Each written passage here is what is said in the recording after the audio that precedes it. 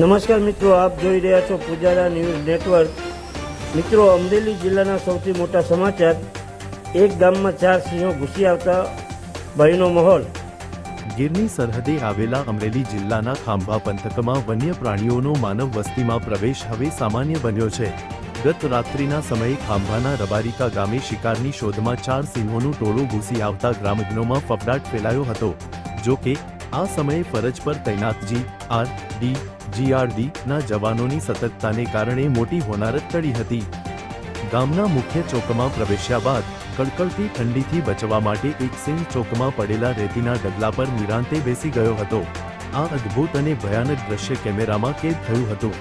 સિંહો ગામમાં શિકારની શોધમાં હોવાથી ગમે ત્યારે કોઈ પશુ કે માનવી પર હુમલો કરી શકે તેવી સ્થિતિ હતી। ગામના ચોકમાં ગાયોનું એક મોટું ટોળું બેઠેલું હતું। સિંહો આ ગૌવંશનો શિકાર કરવા આગળ વધી રહ્યા હતા ત્યારે ત્યાં હાજર GRDના જવાનોએ અપ્રતિમ સાહસ દાખવ્યું હતું। જવાનોએ સિંહો અને ગાયોના ટોળા વચ્ચે સુરક્ષા કવચ બનાવી દીધું હતું।